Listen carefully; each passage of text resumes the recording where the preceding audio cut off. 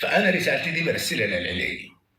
يا العلاجي همني ده كله، حتى اللاعبين اللي ما بيشاركوا، الحساسيات، المحافظة على مستوى، المحافظة على نفسيات اللاعب المبعد، دي كان دور عبد المهيمن بيقوم به بشكل كبير جدا.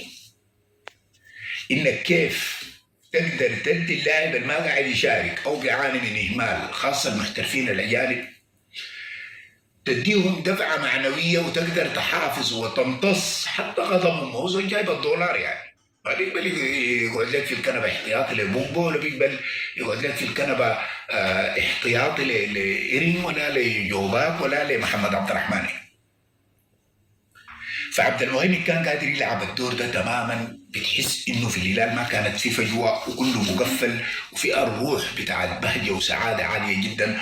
والكلام ده اطلاقا والله العظيم والدنيا رمضان لا اقدح ولا اشكك في صدق انتماء وعمل اخونا وحبيبنا عاطف النور.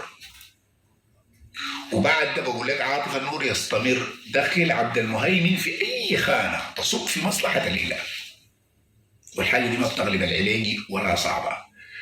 والعلاجي أدرى الناس بأدوار عبد المهيمن في الهلال والشيء اللي كان بيقوم به. لما ترجع الآن عبد المهيمن صدقني أنت ما تنازلت ولا الهلال خسر، بل كلنا كسبنا. رجعوا أو جيب زول بمواصفاته، زول يقوم بالعمل النفسي المحترم ويقدر يحافظ على الهلال كأسرة ويعيد النظر في موضوع الحوافز. في ناس بيقول لك يا اخي ال 100 دولار اللي بيقدمها العلاجي للزول اللي بيجيب الهدف ممكن تجيف. كانت متواصله يا جماعه، ما وقفت وعمرها ما عملت مشكله الا لو النفوس ما طيبه. لو النفوس ما طيبه بتعمل مشكله.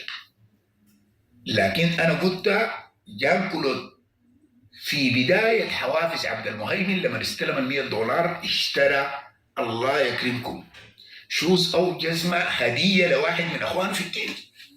ال 100 دولار ذات راحت بيتزا ونظارات شمسيه ومن يعني مع 100 دولار عند اللاعبين مع مبلغ كده مخيف يعني. عشان تكون فيه حساده قدر دي بيجيب لها نظارتين وبيتزا والسماعات الكبيره دي، يعني الموضوع ما مخيف، موضوع ما محل مشكله كبيره الا تكون النفوس ما طيبه. النفوس لو ما طيبه لو اديت اللاعب ده قلم لانه جاب جون الحاجه دي بتولع نيران في البعض.